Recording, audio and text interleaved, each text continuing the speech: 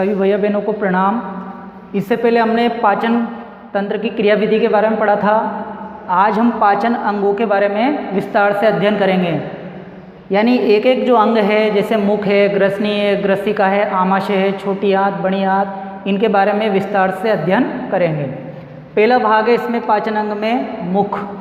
मुख आहार नाल का अग्रभाग जो मुख से प्रारंभ होकर मुख गुहा में खुलता है। यानी मुख कहाँ से प्रारंभ हो रहा है? अग्रभाग जो मुख से आरंभ होकर मुख गुहा के अंदर खुलता है। मुख गुहा यानी मुख के अंदर जो गुहा है वो कहलाएगी मुख गुहा।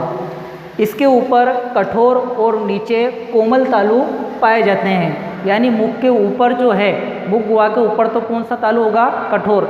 और नीचे कौन सा तालु होगा? कोमल तालु।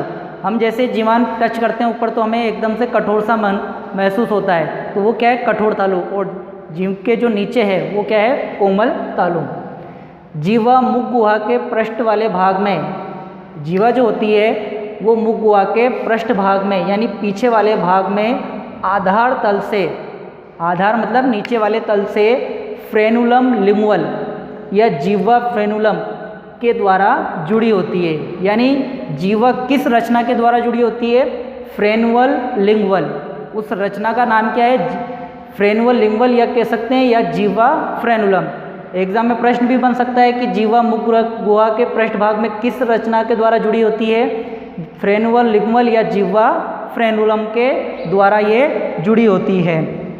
इसके बाद अगला है मुख के ऊपर और नीचे के भाग में, यानी ऊपर और नीचे के भाग में एक एक जबड़े में, यानी ऊपर और नीचे एक एक जबड़े में 16-16 दांत पाए जाते हैं। यानी प्रत्येक जबड़े में कितने?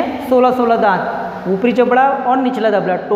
टोटल कितने हो गए इसमें? 32 दांत। सभी दांत जबड़े में पाए जाने वाले एक सांचे में स्थित होते हैं। सभी जो दांत होते हैं वो जबड़े में पाए जाने वाले एक सांचे के अंदर स्थित होते हैं। एक प्रकार का सांचा होता है जिसमें ये दांत क्या होते हैं? फिक्स होते हैं। इस सांचे को ही मसूड़ा कहा जाता है। मसूड़ों तथा दांतों की इस स्थिति को गर्तदंती कहा जाता है। ये जो मसूड़ा और दांतों की जो स्थिति है उसको हम क्या कहेंगे? गर्तदंती। यानी दांत क्या होंगे? एक गड्ढे नुमा रचना के अंदर धंसे रहते हैं। मानव में द्विबार दंती दांत व्यवस्था पाई जाती है, जिसमें जीवन में 2 प्रकार के दांत, पहला अस्थायी और दूसरा स्थायी दांत पाए जाते हैं।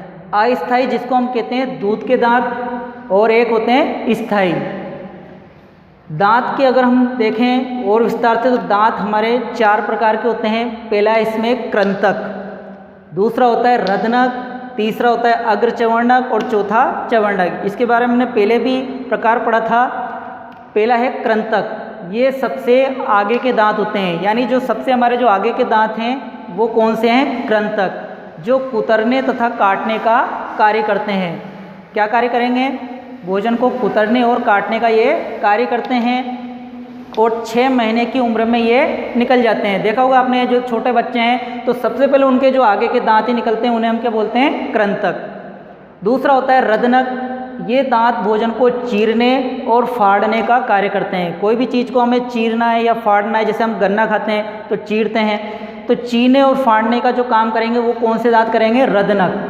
और ये 16 से 20 माह की उम्र में निकलते हैं और ये प्रत्येक जबड़े में 2-2 होते हैं। प्रत्येक जबड़े में कितने? 2-2।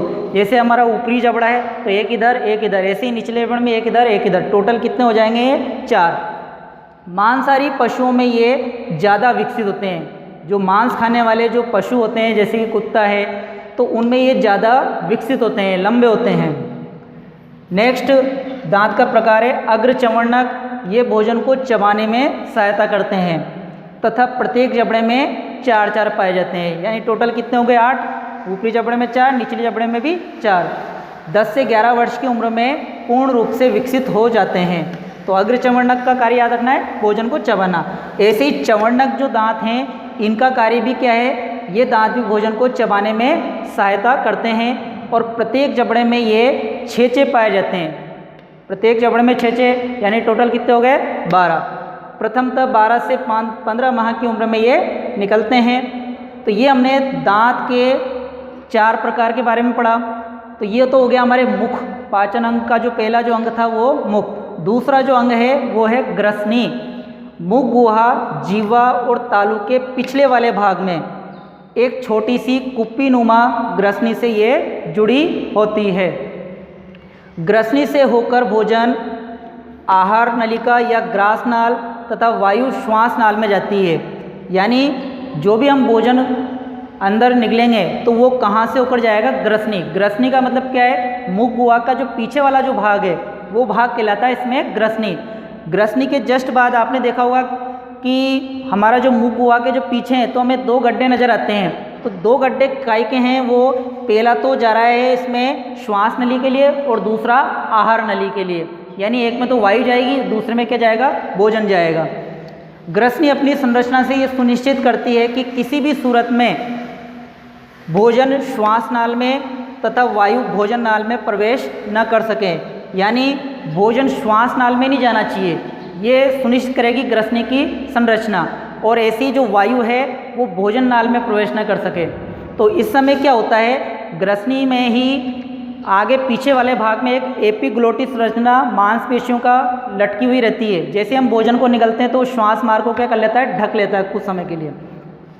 तो इन दोनों नालों के मुख ग्रसनी के नीचे की तरफ होते हैं। जो दोनों जो नाल है, एक श्वास नाल के लिए, दूसरा आहार नाल के लिए, तो दोनों नालों का जो मुख होता है वो ग्रसनी के नीचे की तरफ ही होता है। जैसे हम मुंह के अंदर देखते हैं तो हमें जो गड्ढे हैं वो नीचे की तरफ ही नजर आते हैं। अग्र भाग में श्वास नाल, आगे वाला जो भाग है वो किसको दर्शाएगा? श्वास नाल को। और पृष्ठ वाला भाग ग्रास नाल में स्थित होती है। यानी पहले भाग में तो वायु जाएगी, दूसरे में क्या जाएगा? भोजन।